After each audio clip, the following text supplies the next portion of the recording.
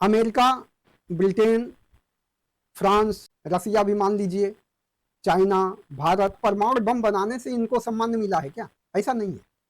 इस विश्व में इन देशों का कंट्रीब्यूशन क्या है ये भी तो देखिए।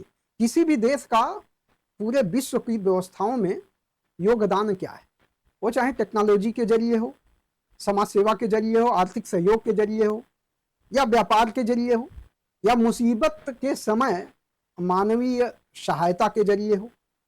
तमाम इस तरह की चीजें हैं जिसके जरिए कोई भी देश अपना योगदान विश्व के कल्याण में दे सकता है। तो उस विश्व के कल्याण की बात ना करके केवल परमाणु बम की बात करना कि इससे हमको पावर मिल जाएगी और सारी दुनिया झुकने लगेगी, ऐसा तो नहीं। परमाणु बम तो पाकिस्तान के पास है, उत्तर कोरिया के पास है। पाकिस्तान भिखमंगा नंगा नाच रहा है कटोरा लेके, कोई पूछ रहा है क्या? तो ईरान की ये सोच कि परमाणु बम होने से ही दुनिया हमको सलाम करेगी या दुनिया में हमारी धाक जमेगी, यह बहुत बड़ी गलत सोच भी। वास्तव में देखा जाए तो परमाणु बम हारे हुए देश का हथियार है।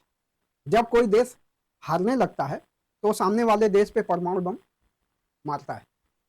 जब अमेरिका को लगा कि हम हार जाएंगे तो जापान पे परमाणु बम मार, लेकिन क्या जापान पे परमाणु बम मार के जापान को जीत लिया?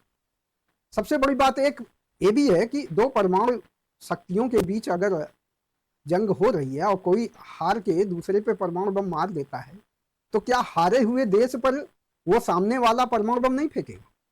तो सत्यानाशी तो इसकी भी है। अरे जीत तो तब हो कि जब हम सामने वाले को मार के मटिया मेट कर दें, हम ना मिटे। लेकिन ऐसा तो है नहीं, मिटना ही है, तो फिर परमाणु हथियार का कोई मतलब नहीं रहता।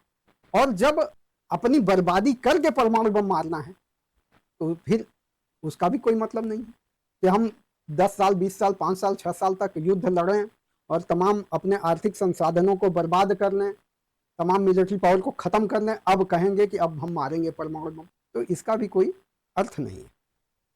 एक बात की और भी गारंटी नहीं है कि जिसके पास परमाणु बम है उससे कोई देश जंग ही नहीं लड़ेगा, ऐसा पॉसिबल है। अब थोड़ा ईरान के ऊपर विशेष चर्चा कर लेते हैं। ईरान का किसी भी खाड़ी देश से बॉर्डर का कोई झगड़ा रगड़ा नहीं है। दूसरी बात है कि ईरान खाड़ी देशों में सबसे ज़्यादा पॉपुलेशन वाला देश है।